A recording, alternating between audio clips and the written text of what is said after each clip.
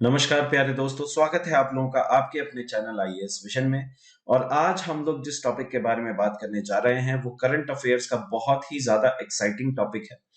और जैसे ये वीडियो बन रहा है कर जो यूनियन बजट है 2022-23 फाइनेंशियल ईयर का वो भी आ चुका है। और उसके बारे में भी मुझे बहुत ही जल्दी वीडियो बनाना है, तो इस वीडियो को खत्म करके मैं उसके बारे में भी लेके आऊंगा।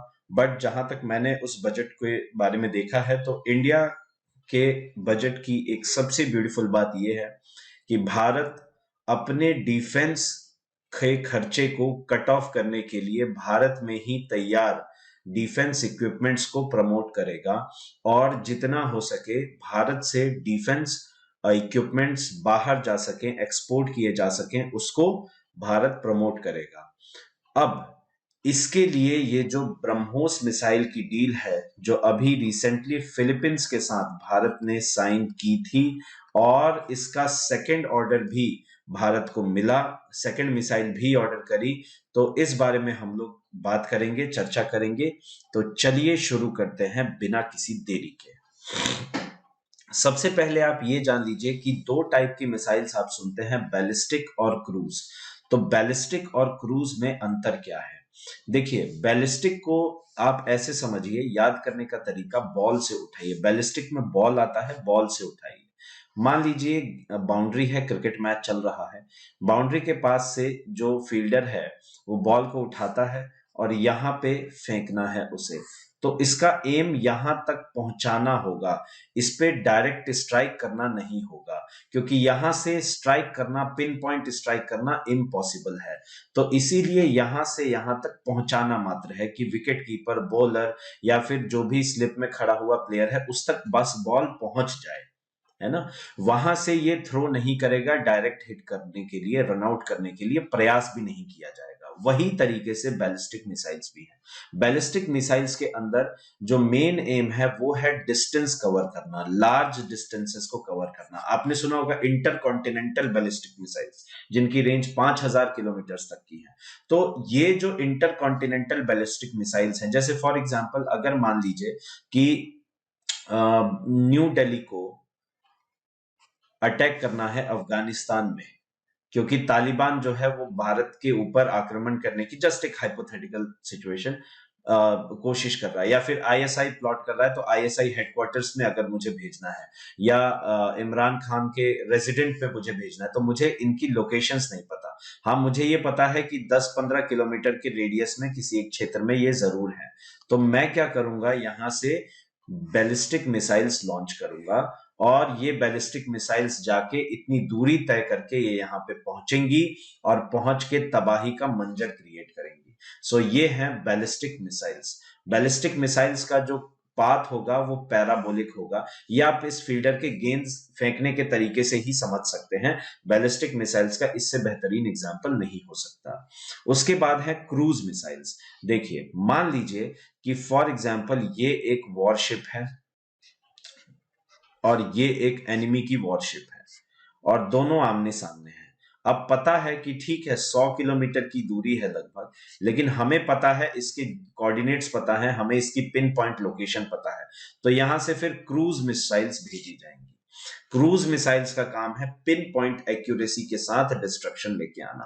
सो ये है क्रूज मिसाइल्स। कहने का मतलब कि बैलिस्टिक मिसाइल्स का एग्जांपल हुआ, फील्डर ने यहां से, अब 30 गज का दायरा है जो 30 यार्ड सर्कल होता है, उसके अंदर कोई फील्डर है मान लीजिए पॉइंट पे, और वो यहां से आराम से रन आउट कर सकता है। तो ये पिन पॉइंट एक्यूरेसी से अगर थ्रो करता है तो वो क्रूज मिसाइल के एक एनालॉजी होगी, क्रूज मिसाइल की वो एनालॉजी होगी।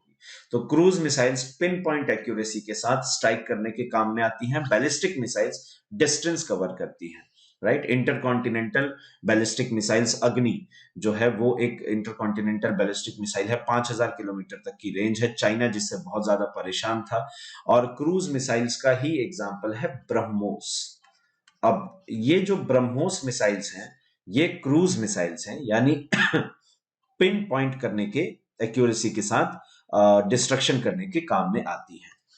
और जो फिलीपींस परचेज कर रहा है वो है एंटाई शिप ब्रह्मोस मिसाइल्स। जैसा कि मैंने यहाँ पे एग्जांपल दिया, फिलीपींस की अगर आप बात करेंगे, फिलीपींस देश को देखेंगे तो फिलीपींस लोकेटेड है साउथ ईस्ट एशिया में देश है, और वहां पे जो साउथ चाइना सी है वहां पे टेरिटोरियल डिस्प्यूट्स हैं इसके चाइना के साथ, एंड अपनी सॉवरेनिटी इंटीग्रिटी को प्रोटेक्ट करने के लिए ये इन एंटीशिप मिसाइल्स को अपने शोर पे डिप्लॉय करेंगे। इसके अलावा इनको ब्रह्मोस मिसाइल तो दी ही जाएगी, उसके अलावा इनके जो क्रू हैं उनको मेंटेनेंस का काम, फायरिंग ऑफ द मिसाइल्स का काम, ये सब सिखाया जाएगा, और ये भारत का पहला मिलिट्री एक्सपोर्ट है, राइट। देखिए, और ब्रह्मोस जो है, तो ब्रह्मोस नाम ही बहुत इंपॉर्टेंट है। ये नाम निकला है दो रिवर्स के नाम से, ब्रह्मपुत्र और मॉस्कोवा।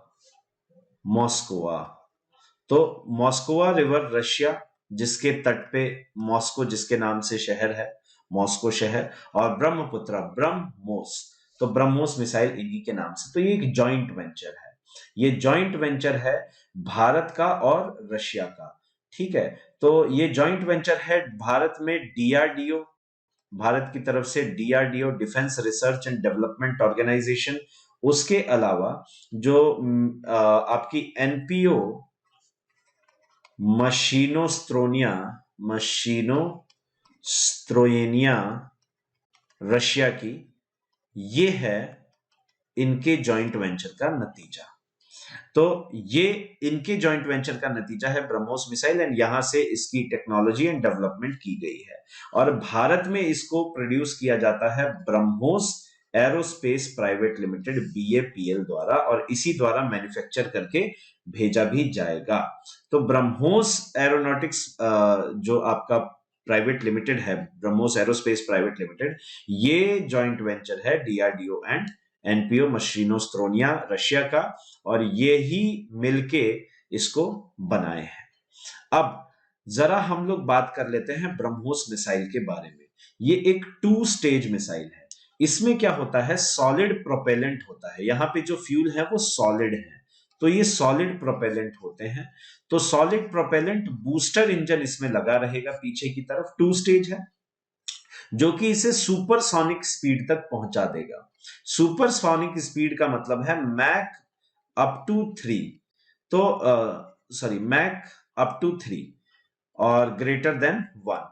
तो 1 पे तो सोनिक कहलाएगा, 3 तक पहुंच रहा है सुपरसोनिक, 3 के ऊपर हाइपरसोनिक का काम, हाइपरसोनिक का नाम दिया जाता है। बहरहाल भारत के पास हाइपरसोनिक टेक्नोलॉजी नहीं है, भारत लगा हुआ है हाइपरसोनिक टेक्नोलॉजी को भी डेवलप करने में, बट ये बहरहाल सुपरसोनिक है। अब मैक 3 अगर पहुंचता है, तो मैक 3 का मतलब क्या है कि जितना स्पीड ऑफ साउंड है उससे 3 गुना स्पीड से, यानी कि ये 3 मीटर आगे चल चुका होगा तब इसका साउंड आएगा, अगर ये साउंड प्रोड्यूस करता है तो, राइट। आप इसको ऐसे समझिए कि 3 मीटर चल चुका होगा, 3 सेकेंड, सॉरी, साउंड 1 सेकंड में जितना डिस्टेंस ट्रेवल करता है लगभग 330 मीटर पर सेकंड, तो ये 1 सेकंड में लगभग 990 मीटर कवर कर चुका होगा।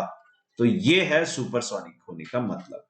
तो ये जो सॉलिड प्रोपेलेंट बूस्टर इंजन है, ये इसे सुपरसोनिक स्पीड तक ले जाता है, और उसके बाद वो बेसिकली सेपरेट हो जाता है, और सेपरेट होने के बाद में जब आप देखेंगे तो यहां पे क्या है, एक रैम जेट इंजन लगा रहता है, लिक्विड रैम जेट इंजन लगा रहता है, ठीक। और ये इसको उसको अप टू मैक नंबर 3 की स्पीड तक उसको क्रूज करवाता है, क्रूज फेज में इसको रखता है, मेंटेन रखता है। इसके पास सबसे इंपॉर्टेंट है स्टेल्थ टेक्नोलॉजी भी है। देखिए, अगर आप लिक्विड रैमजेट की बात करेंगे तो यहाँ पे बेसिकली क्या है, इनटेक है, यहां से एयर आएगी, कंप्रेस होके पहुंचेगी, और यहाँ पे जो फ्यूल है उसका कंबशन होगा। यहाँ देखिए टरबाइन फ्यूल पंप लगा हुआ है, कंबशन होगा, और अप टू मैक 3 इसको मेंटेन करवाएगा, राइट। अब आप सोचेंगे कि फिर सेपरेट क्यों कर देते हैं, क्योंकि एक बार जब इसने पहुंचा दिया तो इसका काम खत्म है, इसके बाद सिर्फ इसको मेंटेन करना है, इसीलिए 2 स्टेज में इसको बनाया गया, राइट। तो 2 स्टेज में बनाने के पीछे का कारण यही है, राइट। चलिए, तो ये रहा फर्स्ट स्टेज, एक नीचे की तरफ इसका सेकंड स्टेज लगा रहता है, एंड ये आपका लिक्विड रैमजेट इंजन है, वहां तक वो पहुंचा के इसको खत्म कर देता है। नेक्स्ट, अब मैक नंबर 3 पे ये जब क्रूज कर रहा है, इसके साथ साथ इसकी स्टेल्थ टेक्नोलॉजी भी है। स्टेल्थ टेक्नोलॉजी का मतलब है कि इसमें ये लगभग आप ये मान के चलिए कि 10 मीटर ऊपर भी, ग्राउंड से 10 मीटर ऊपर भी आराम से क्रूज कर सकता है। और अलोंग द टेरेन, ऐसे माउंटेन है तो इस तरीके से ये क्रूज करेगा। सो ये एक बहुत ही ज्यादा इंपॉर्टेंट इसका फीचर है। उसके अलावा ये जो प्रिंसिपल है वो है फायर एंड फॉरगेट। आप एक बार इसे फायर कीजिए और भूल जाइए, ये जाके अपना काम कर देगा। So fire and forget principle पे ये काम करता है, राइट। और इसे कहीं से भी लॉन्च किया जा सकता है, चाहे वो सबमरीन्स हो, शिप्स हो, फाइटर जेट्स हो या फिर लैंड हो, कहीं से भी आप इसे लॉन्च कर सकते हैं। और इसका जो क्रूजिंग एल्टीट्यूड जैसा कि मैंने बताया 10 मीटर है और मैक्सिमम 15 मीटर है। और इसकी जो रेंज है वो लगभग 290 किलोग्राम है अभी करंट इंटरनेशनल नॉर्म्स के अकॉर्डिंग। उसके बाद में इसे इंक्रीज करके अप टू 470 और 500 भी पहुंचाने की कोशिश की जाएगी, राइट। अब इसके अलावा ये हुआ ब्रह्मोस का कहानी। अब जरा हम लेते हैं कि ये जो फीचर्स हैं इंडिया फिलीपींस डील के, कुछ फीचर्स हैं उनको देख लेते हैं। जो कॉन्ट्रैक्ट है जैसा कि मैंने बताया वो शोर based anti ship BrahMos missile का है, जो कि फिलीपींस नेवी को दी जाएगी। इसमें मेंटेनेंस का और फायरिंग ऑफ मिसाइल की ट्रेनिंग भी दी जाएगी। ये पहला मिलिट्री एक्सपोर्ट है इंडिया का, बहुत बड़ी अचीवमेंट है। और ब्रह्मोस को बीएपीएल द्वारा मैन्युफैक्चर किया जाता है। और ये बीएपीएल जो है वो डीआरडीओ, उसके अलावा जो रशियन जॉइंट स्टॉक कंपनी है military industrial consortium NPO Mashinostroyenia of Russia, right. तो ये सब हम लोग देख चुके हैं। अब ये भारत के लिए इस डील की इंपॉर्टेंस क्या है? पहली चीज, सपोर्ट टू फ्रेंडली नेशन। जैसा कि मैंने बताया कि आज की डेट में बहुत बड़ी टेंशन्स हो रही हैं, क्रिएट हो चुकी हैं साउथ चाइना सी में टेरिटोरियल वाटर क्लेम्स को लेके। एंड वहां पे डिस्प्यूट बढ़ता है और चाइना की आदत है बुलिंग टैक्टिक्स। तो चाइना अपनी बुलिंग टैक्टिक्स कभी छोड़ता नहीं है। इसी को लेके बाकी जो देश हैं, जो छोटे मोटे देश हैं, वो इंडिया की तरफ देखते हैं कि India as a big brother उनके एड में आए, उनकी हेल्प में आए। तो जितने भी हमारे फ्रेंडली नेशंस हैं, जैसे आसियान कंट्रीज हैं, specially south east Asian countries हैं, उन सबको एक सपोर्ट प्रोवाइड करने के लिए ये एक बहुत ही अहम मूवमेंट है, राइट। और इंडिया जो है अपना एक ट्रस्ट फैक्टर लेके आता है जब इस तरीके से एक डील साइन होती है। और इंडिया की तरफ से देखिए, इंडिया की खासियत क्या है कि लो कॉस्ट हाई क्वालिटी सारे के सारे प्रोडक्ट्स को मैन्युफैक्चर करना। एंड अगर डिफेंस में ऐसा इंडिया कर पाता है और सभी लोग इससे क्वालिटी वाइज हैप्पी रहते हैं, तो इंडिया के लिए एक बहुत ही बड़ी विन विन सिचुएशन रहेगी। एंड हमें पता है कि यूएस ने अपनी इकोनॉमी को जो बूस्ट किया है वो डिफेंस एक्सपोर्ट के बल पे ही किया है। सो डिफेंस एक्सपोर्ट का बहुत बड़ा स्कोप है, जिससे इंडिया को अब राइट टाइम है एक्सप्लोर करने का। और भी कंट्रीज हैं, जैसे कि हम लोग बात करें, वियतनाम है, थाईलैंड है ना। वियतनाम हुई, थाईलैंड हुई, इंडोनेशिया हुई। इंडोनेशिया के साथ तो एकदम one of the last stages में है कॉन्वर्सेशंस, टॉक्स, जिससे कि इनको भी जो ब्रह्मोस मिसाइल है वो दी जा सके। तो इन्होंने भी इंटरेस्ट जताया है, दिखाया है। उसके अलावा इसमें एक और फैक्टर जुड़ जाता है कि वेल्थ जनरेशन बहुत होगा। डिफेंस एक्सपोर्ट बहुत ही बड़ा एक डोमेन है जो इंडिया ने कभी एक्सप्लोर नहीं किया था, लेकिन अब जब हम लोग इसमें एरिना में आ चुके हैं तो हम लोग यहां से काफी अच्छा खासा वेल्थ लेके जा सकते हैं। तो ये एक चांसेस भी बढ़ जाते हैं। उसके अलावा अगर देखा जाए तो जॉब क्रिएशंस की भी बहुत ज्यादा यहाँ पे बात होती है। तो जॉब भी काफी ज्यादा क्रिएट होगी और एक लॉन्ग टर्म फ्रेंडशिप भी रिजीम क्रिएट होगा उन कंट्रीज के साथ जिन कंट्रीज के साथ भारत के रिश्ते अच्छे हैं और गहराएंगे, राइट। तो उसके बाद डिफेंस एक्सपोर्ट जो है वो रिस्पॉन्सिबली करेगा भारत। भारत की एक सबसे इंपॉर्टेंट जो एस्पेक्ट है वो ये है कि हम लोग रिस्पॉन्सिबली कोई भी काम करते हैं, आर्बिट्ररीली नहीं। डेट ट्रैप पॉलिसी के लिए भारत नहीं मशहूर है, भारत नहीं बदनाम है। चाइना बदनाम है। भारत कभी भी देता है ग्रांट्स देता है, भारत कभी भी डेट ट्रैप पॉलिसी को नहीं अपनाता, जैसा कि चाइना ने श्रीलंका के साथ किया। बट जब जरूरत पड़ी तो इंडिया ने 800 मिलियन यूएस डॉलर्स का एक हेल्प, सपोर्टिंग हेल्प प्रोवाइड किया था। So this is the benefit of India. तो इंडिया अगर एक्सपोर्ट करता है डिफेंस इक्विपमेंट्स को तो ये भी काफी रिस्पॉन्सिबली होने वाला है। उसके अलावा मिनिस्ट्री ऑफ डिफेंस का जो ड्राफ्ट है defence production and export DPE promotion policy 2020 का, ये चाहते हैं कि लगभग 1,75,000 करोड़, जिनमें से 35,000 करोड़ जो है एरोस्पेस और डिफेंस गुड्स सर्विसेज, यानी कि इतना रुपया हम लोग 2025 तक एक्सपोर्ट करके, डिफेंस एक्सपोर्ट करके कमा लेंगे। तो ये बहुत ही बड़ा एक टारगेट है एंड इंडिया इसको फॉर श्योर अचीव कर लेगा। एंड आप अगर देखेंगे तो रिसेंट जो हमारा बजट पास हुआ है उसमें डिफेंस को काफी बूस्ट दिया गया है, डिफेंस बजट बढ़ा दिया गया है। And last but not the least, countering China. China को काउंटर करना बहुत ज्यादा जरूरी है। यार इंडिया को भी पता है कि इंडिया अकेले ये नहीं कर सकता, राइट? इंडिया अभी सही समय देखना है इंडिया को, भारत को एक सही मौके की तलाश है, और जिस पल ये मौका भारत के पास आ जाएगा, भारत एकदम अपना पंजा, जो इंडियन टाइगर है वो अपना पंजा ड्रैगन पे जरूर मारेगा। लेकिन उसके लिए जरूरी ये है कि पहले अपना ट्रस्ट बिल्ड किया जाए, पहले फ्रेंडशिप्स बिल्ड की जाए, और जहां पे भी प्रॉब्लम है भारत को उभर के इंटरनेशनल अरीना में सामने आना होगा कि yes we are there to counter China. And ये मूव जो डिफेंस एक्सपोर्ट मूव है वो भारत के लिए एक बहुत ही बड़ा डिप्लोमेटिक सक्सेस है। उसके अलावा ऐसा नहीं है कि मतलब ये हमेशा सिर्फ पॉजिटिव्स ही हैं, इसमें कुछ चैलेंजेस भी हैं जिनको मीट करना जरूरी है। जैसे कि अगर बात की जाए तो ये जो कंपनी, ये जो जॉइंट वेंचर था जो कि डीआरडीओ और एनपीओ मशीनोस्ट्रोयेनिया के बीच में था, तो एनपीओ मशीनोस्ट्रोयेनिया ये 65% कंपोनेंट्स प्रोवाइड करता है, जिसमें कि रैमजेट इंजन है, रडार है, ये सारी चीजें हैं तो ब्रह्मोस में जो यूज में ली जाती है। और ये जो कंपनी है ये लिस्टेड है अंडर काटसा।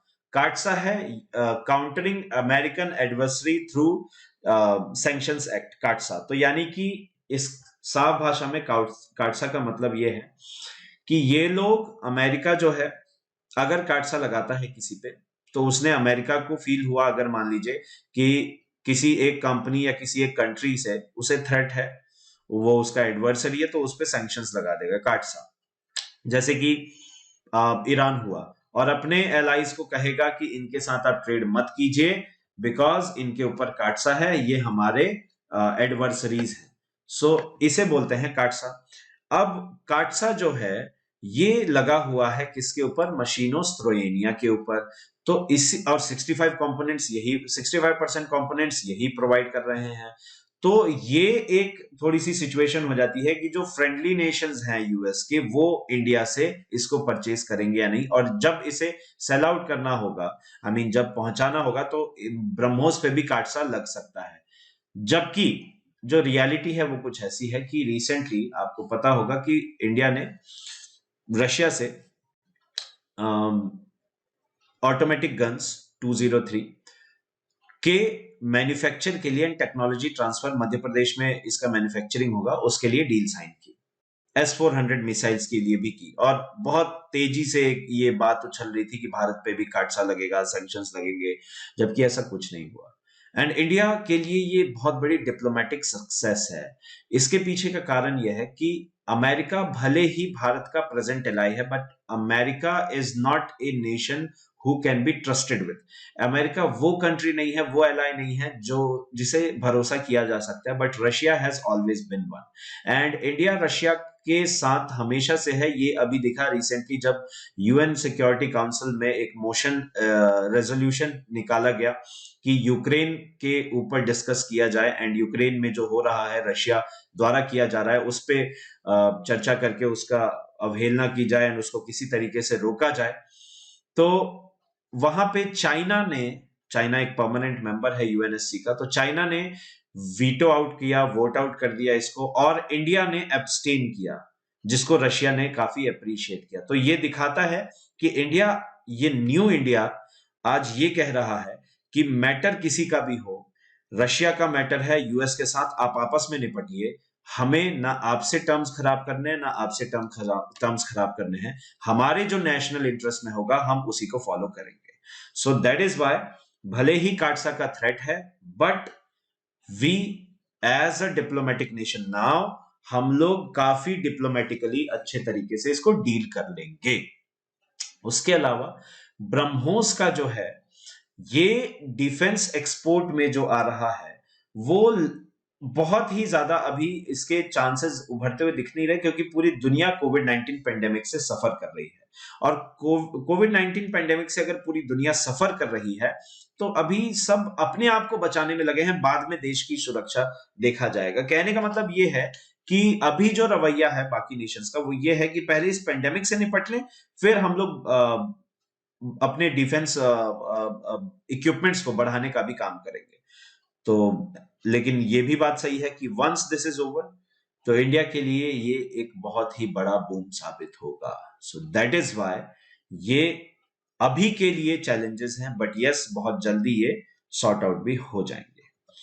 सो कंक्लूडिंगली मैं यही कहना चाहूंगा कि ये जो डिफेंस एक्सपोर्ट है इंडिया का बहुत ही बड़ा डिप्लोमेटिक विक्ट्री है, और इंडिया सिर्फ यही नहीं रुकेगा, अपनी डोमेस्टिक डिफेंस मैन्युफैक्चरिंग कैपेबिलिटीज को और बढ़ाएगा और इंडिया को एक मेजर ग्लोबल पावर में एक्सर्ट करने में ये काफी हेल्पफुल रहेगा।